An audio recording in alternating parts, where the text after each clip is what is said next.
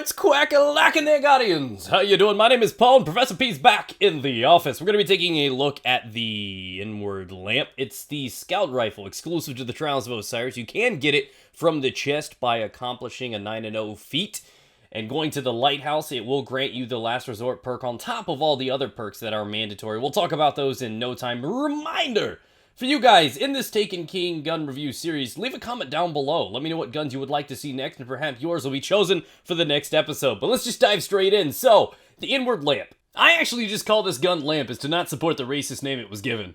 Say it out loud. You'll know what I mean. This gun's a little flirtatious, though. It may, in fact, convince you to go ahead and tamper with some of the scout rifles out there. It bridges the gap. It's so comparable to pulse rifles. The damage output's incredible, and because it comes equipped with full auto, it's easy to use. Therefore, it's more approachable for your average and casual player. So it's not all about repetitively smashing and button mashing. It's about holding the trigger once, pathing the enemy, and getting success with that. Guys, it's chart time! The Inward Lamp Scout Rifle is a kinetic damage one with highest in-class rate of fire, coming in at 52. With that, it's also the lowest impact at 35 in the Scout Rifle category. Range is a little bit below average with 60, not too much. Stability is slightly above average with 61, and the reload speed too is yet a little bit of a problem, but again, not too much of a difference between the other ones in category. Overall, we have a very high rate of fire weapon with low damage output, so that might be confusing, but honestly, I think it's the best scout rifle category in the game. That one is also shared by the Osiris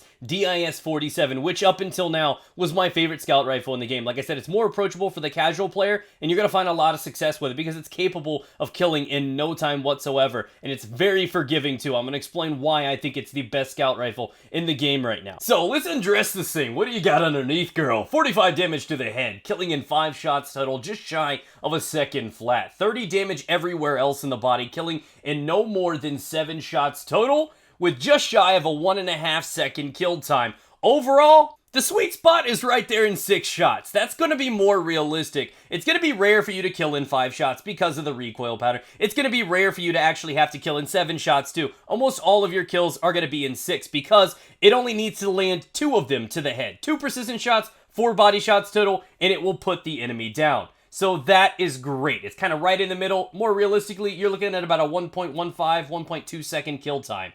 257 round per minute fire rate, great rate of fire. 60% aim assist is pretty nice too. To the bad news though, 2.66 second reload, 2.94 on empty, one of the worst in class, and a 20 mag capacity makes up for it. Obviously smiles, comfortable enough to give you 2 kills per mag.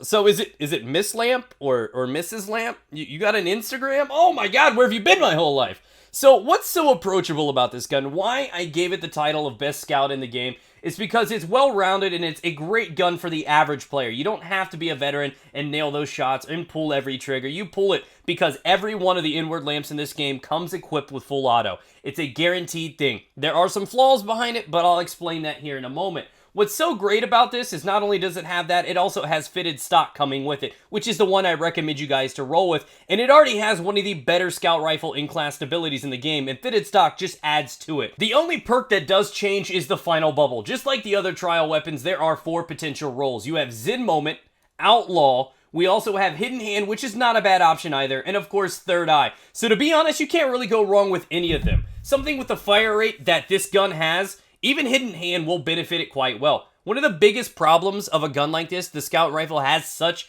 a high rate of fire, is adjusting to the recoil pattern. It does not have enough time for the gun to resituate and get back to center level. So a lot of times when you're shooting this weapon, the shots are actually occurring slightly below where the reticle is showing you. So you're just going to have to learn to naturally adjust to something like that. And it's just weird with the follow-up shots. With more practice, you're going to understand exactly what I'm talking about. Understand the bullets are going to go a little bit lower than what it's saying. You can see that I'm looking well above the head on that enemy there. But it's because I know the shots are actually slightly below where the actual center of that reticle is. So that's something you have to teach yourself. One of the best tips I can give you guys is to learn to use that properly. So that's great too. Now, like I said, what makes this gun stand out above the other ones in the category? The 61 damage impact guns are great. The Treads Upon Stars, the Hung Juries, they're incredible too. And they're a little bit more reliable in ranged maps, to be honest. But this one steps in an area where you can contest against hand cannons.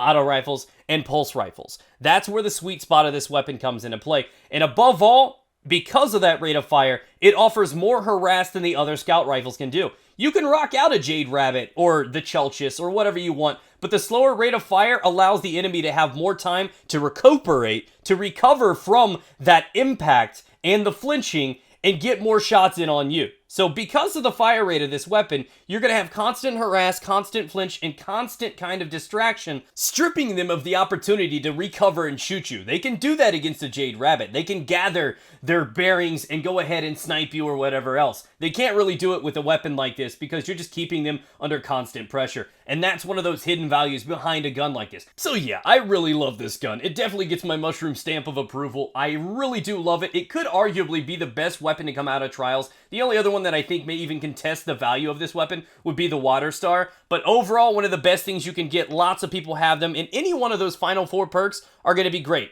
Get used to that kind of fake recoil pattern, understanding that the shots are going to be occurring lower than what your reticle is, and you're going to find a lot of success with this weapon because it does put out a lot of harassment. So thank you guys. If you enjoyed the gameplay, be sure to smack that like button, support the channel, and share the love. And don't forget to hit that subscribe button. It's not too scary. It's not a true commitment, guys. It's free. Get in there and do it. Some of all tears. Inward Lamp. Go get one now.